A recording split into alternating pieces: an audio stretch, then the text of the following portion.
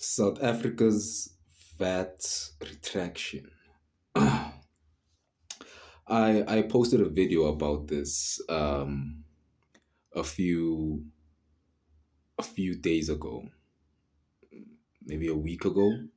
Um, I said what I thought and how I feel about it in a very short clip, but this is my follow-up video, and I want to go into more detail about everything that I had brought up. Um, so first, we need to get into it and understand that VAT has been retracted, and in this retraction, to me, I don't know about anybody else, but to me, it looks like the GNU is actually working. Shocker, right? Shocker. It looks like the GNU is actually working because of what just happened. As unstable as it is, as unclean as it looks to me that the GNU is working. So, so why do I say this is working? Why do I say the GNU is working? Because if you look at our history from 94 up to now 2025, we have had only what, two VAT increases. Outside of that, we have never had a VAT retraction. And because of the dynamics of the politics, right? The current government in power, the ANC, they have never had an opposing force that could put them in a corner before the GNU.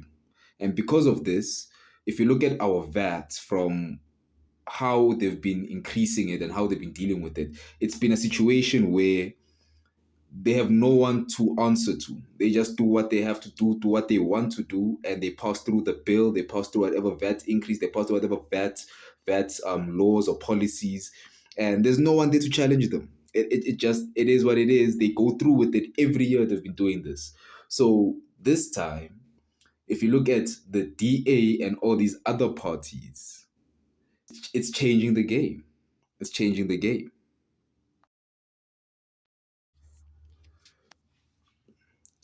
What has the DA done? The DA has elevated themselves to a position where they are of equal force to the ANC, right? And you can argue this either way. Either they've elevated themselves to ANC level, or ANC has dropped down to DA level. Either or, they are of equal power right now. And because of that, the DA now did something unprecedented, the ANC to court to challenge this VAT increase.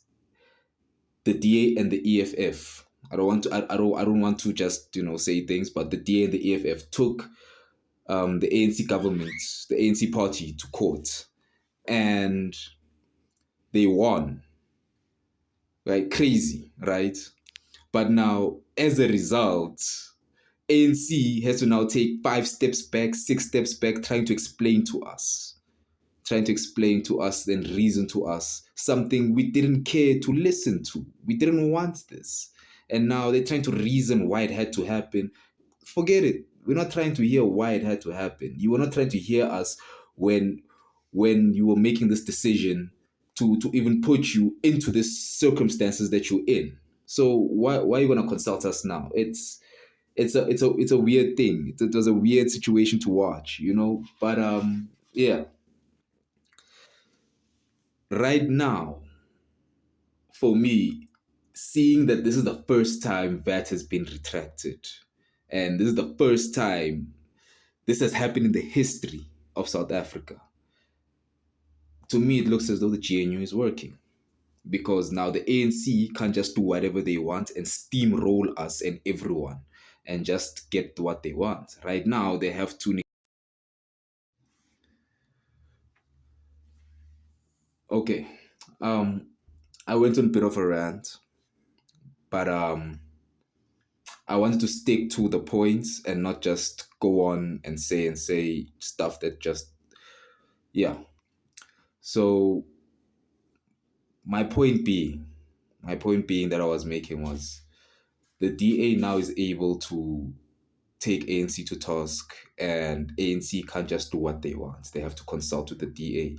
And because of the opposing forces that they both present to each other, it allows for a type of balance, a balance that has not been seen in South Africa for a while, for a while. And this balance, I don't want any of us to take it for granted, because if with that DA was able to do this in what is their first 12 months of being in government, I can only imagine what they'll do next by the end of, let's say, 2027.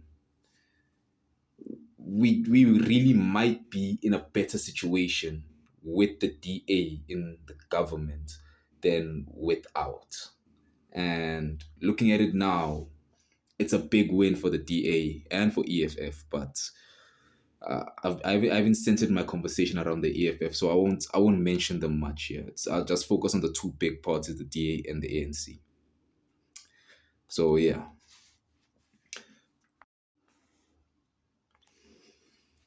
Okay. So why did I start off with telling you everything I said in the previous video and adding on these bits and pieces? It's because everything happening right now, it's affecting us emotionally. It's all happy news. It's We're not breaking down the dynamics of everything, the situation for what it is, right? And if we don't break it down and address this properly as people, as a country, it's going to show itself later on in a very negative way, and it needs to be nipped early. So here's my thing: is it legal to turn around a policy like that in less than 1 week? I mean, if they were planning this since last year after elections, and we are now in the following year, and are they allowed to just 180 in a week? If all those months of planning, does that just go down the drain? I don't, I don't understand. Was what's happened legal? Is my question. Was this Is this something that was even supposed to be allowed to happen? That's my question. First question.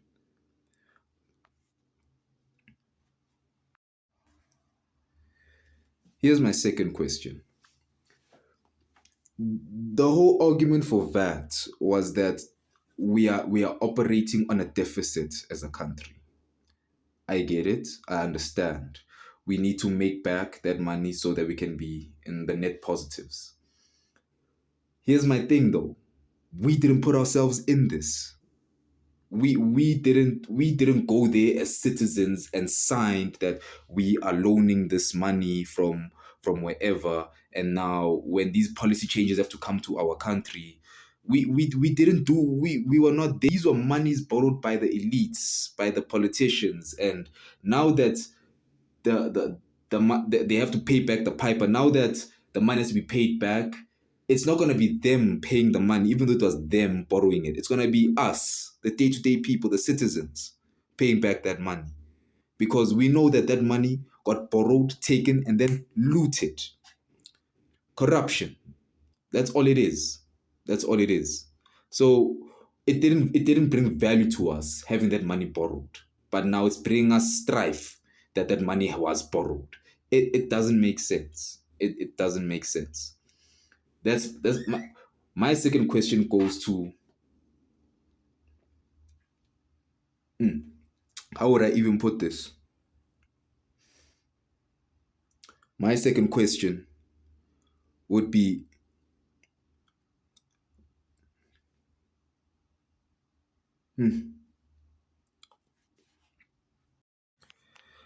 Look, here's my second question. The government employees, especially in parliament, the high levels, over 500 of these people have great salaries, ridiculously high. Why don't they just halve everyone's salaries? That is going to make a major dent in this whole saving money costs agenda they are pushing. But instead, they're not gonna do that. They wanted to increase VAT. It's I don't get it. Why is it they not willing to take the hit for the problem? Instead, they want to pass over that hit. Them increasing VAT, they try to pass over the hit to business, and business is just gonna pass it over to the citizens. So them retracting it, them retracting it, it was a blessing. At the same time, it was a cause for concern because what next? So yeah, yeah.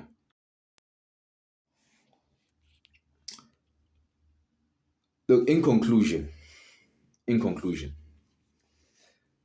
I think that things are getting better and worse at the same time. Why? The GNU, the DA being in there, it creates a situation, environment for for things not to happen the way they've been happening all these other years. Just because the DA is there, and because of what we've seen with the VAT, we at least know that things will not continue like they've been continuing all the previous years. The GNU is working. Here's the bad thing though, we're still dealing with people.